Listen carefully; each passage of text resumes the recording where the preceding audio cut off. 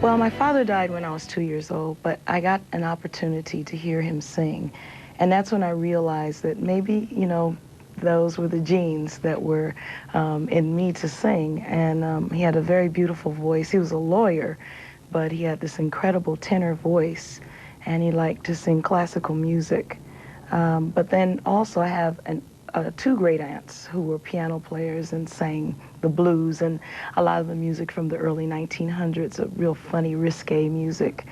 And we would gather around at holidays and sing and listen to them. And jazz, for me, is the foundation that has allowed me to explore everything. It's home base, you know, because it's a music that allows you to have this unique voice that I say is divinely inspired, because everybody has the same 12 notes, you know, but not everybody has the same tone or the ability to arrange or phrase these particular notes in this particular way. And with that, and also having, you know, the colors of the Brazilian music and the African music and all of these other experiences that I've had, to me it says music with no boundaries. The shore was kissed by sea and mist tenderly.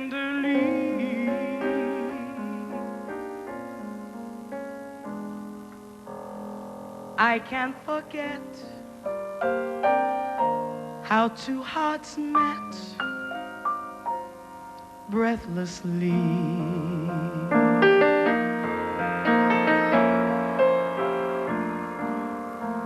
Your arms open wide, then held me inside. You took my lips, you took my love,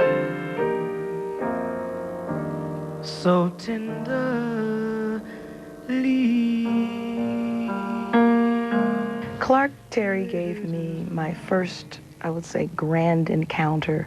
My high school jazz band had won a local competition. It was a citywide competition, and the reward was to go to Chicago to perform at what was then called the National Association of Jazz Educators. It's international now, and Clark heard me there, and it was funny. He said, "Young lady, I want to keep in touch with you," and he's been in touch ever since. And the one thing about working with him, he always surrounded me with the most incredible musicians. In the very beginning of my career, I had no idea who these great musicians were, and it was actually good, because I probably would have fainted. I worked with Harry Belafonte for 3 years, and I have to say that Harry, first of all, he introduced me to the world in two ways. One, on the stage, and the other to world music. He actually, a lot of the things that I learned from him, I still use to this day. For instance, when we would rehearse, when I first went in to rehearse with the band, he said, "Okay, we're going to rehearse in a kind of a workshop atmosphere." He said, "I want you to take these songs, these folk songs, and you cannot sing any jazz. I just want you to use something else to create these arrangements." And he said, "And I want you guys to make them yours." And so we worked for about a month and a half on all of these songs from South Africa, from the Caribbean, from Brazil, from all over the world. And and what happened was it gave us a kind of edge, because we never knew what was gonna happen. So I still use that, even on stage. I mean, when we work, we have a certain kind of form of how the music is, and then we could take it any place on any given night. Old souls walk this land with dignity and grace. Consecrated earth, it was a sacred place. A perfect balance of nature, a gift to all the world. Still I throw away the oyster just to wear the pearl. And in my darkest deep depression, they give counsel to my soul. They open up new meaning, and God's power takes control.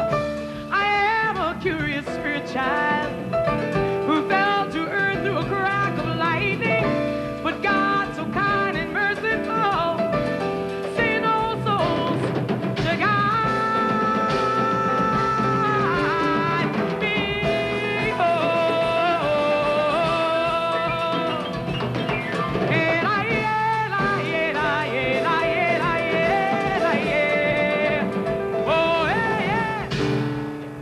9 was a very interesting song to write. I had written all the music in the very beginning, and I was listening to it, and I thought, wow, this song is about childhood. It's about being 9 years old.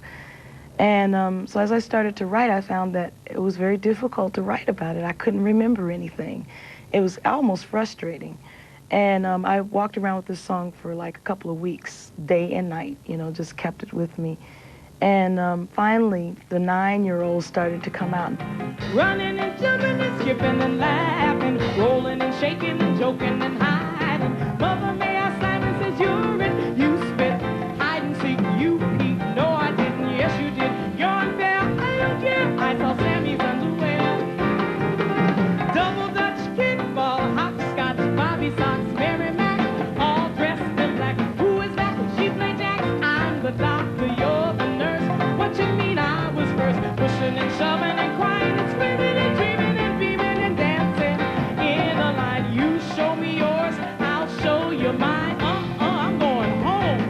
It's dinner time. Yeah. The song is in an odd meter, which also represents children to me, because they don't think square, they think all over the place. And they look at a tree and it can be many, many things. They're with their friends and they can jump from one conversation about one thing to another thing. So I started doing that, just writing the pictures that I saw. And that's how the lyrics came into being. But sometimes we make life a little bit too serious. And when we make it too serious, we start to think about the things that can happen or might happen if we do this, that, or the other. And it's really a prophecy because we end up making those things happen. Children live right in the present, right now. And I think if we had the opportunity to try to be in the moment, it would make our lives a lot easier.